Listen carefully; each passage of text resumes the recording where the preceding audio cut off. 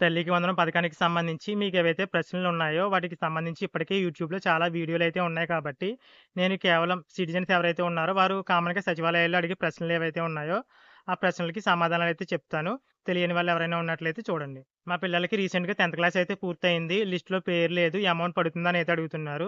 రీసెంట్‌గా 10థ్ క్లాస్ ఎవరికైతే పూర్తయిందో, వారు తర్వాత నెక్స్ట్ ఏం చదువుతారన్న దాన్ని బట్టి వారికి తల్లికి వందనం అమౌంట్ పడుతుందా లేదో చెప్పగలం. ఒకవేళ వాళ్ళు 10థ్ తర్వాత ఇంటర్ ఫస్ట్ ఇయర్‌లో జాయిన్ అయితే వారికి తల్లికి వందనం అమౌంట్ అనేది జూలై 5న అయితే పడుతుంది. ఒకవేళ వాళ్ళు 10థ్ తర్వాత త్రిబుల్ ఐటీ గాని, లేదంటే ఐటీఐ గాని, పాలిటెక్నిక్ గాని ఇలా ఏదైనా జాయిన్ అయినట్లయితే వారికి ఫీజ్ రీయింబర్స్‌మెంట్ అమౌంట్ అనేది వస్తుంది. తల్లికి వందనం అమౌంట్ అనేది రాదు. ఇక రీసెంట్‌గా అంటే జూన్ 12 తర్వాత స్కూల్స్ రీఓపెన్ చేశారు కదా! అలా రీఓపెన్ చేసిన తర్వాత మా పిల్లల్ని ఫస్ట్ క్లాస్‌లో జాయిన్ చేస్తున్నాము. వారికి తల్లికి వందనం అమౌంట్ పడుతుందా అని అయితే అడుగుతున్నారు. అలాంటి వారికి తల్లికి వందనం అమౌంట్ అనేది జూలై 5వ తేదీన అయితే రిలీజ్ చేస్తామని ప్రభుత్వం అయితే చెప్పింది.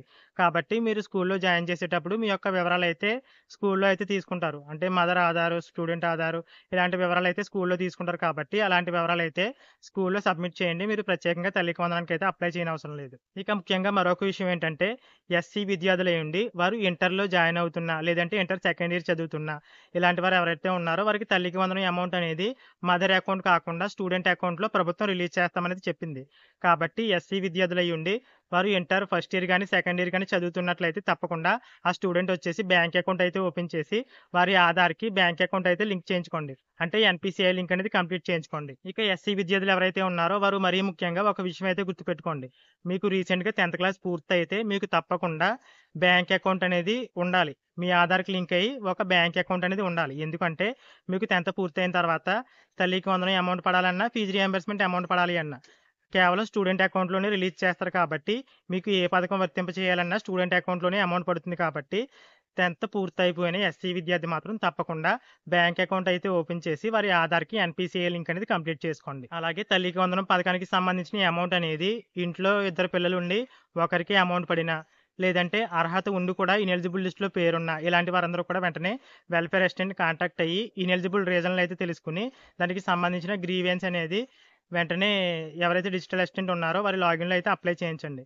ఎందుకంటే మీకు ఒకరికి అమౌంట్ పడి వేరే వాళ్ళకి అమౌంట్ పడలేదంటే ఏదో ఒక కారణం అయితే ఉండొచ్చు. అలాగే అర్హత ఉండి కూడా ఇనెలిజిబుల్ అయ్యారు అంటే దానికి సంబంధించి పక్కనే ఇనెలిజిబుల్ రీజన్ కూడా ఉంటుంది కాబట్టి అది క్లియర్ చేసుకోవడానికి కూడా ప్రభుత్వం 20వ తేదీ వరకు కూడా అవకాశం అయితే ఇచ్చింది.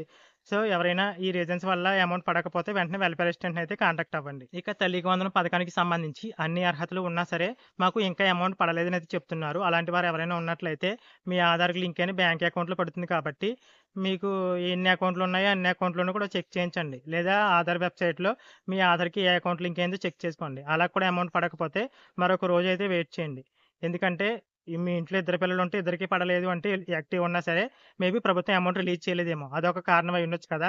అలాగే మరొక విషయం ఏంటంటే, ఆరుగురు కంటే ఎక్కువ పిల్లలు కలిగిన తల్లి ఎవరైతే ఉన్నారో, వారికి కూడా ప్రభుత్వం ప్రస్తుతానికైతే అమౌంట్ రిలీజ్ చేయలేదు. వారి పేర్లయితే మరొకసారయితే వెరిఫికేషన్ చేయనుంది. ఎంఈఓ లెవెల్‌లో, డీఈఓ లెవెల్‌లో ఒకసారయితే ఆ పేర్లన్నీ కూడా వెరిఫై చేసి వాళ్ళు నిజంగా ఎలిజిబుల్లా కాదా అని. ఎందుకంటే అంతమంది పిల్లలు ఏదైనా టెక్నికల్ ఇష్యూ వల్ల రిపీట్ అయినాయా పేర్లు, లేదంటే వారు నిజంగానే ఎలిజిబుల్లా లేదా అనేసి ఒకసారి ఆరుగురు కంటే ఎక్కువ పిల్లలున్న వారి పేర్లు ఆ విధంగా వెరిఫై చేసి వారికి తల్లికి వందనం అమౌంట్ అనేది రిలీజ్ చేస్తారు.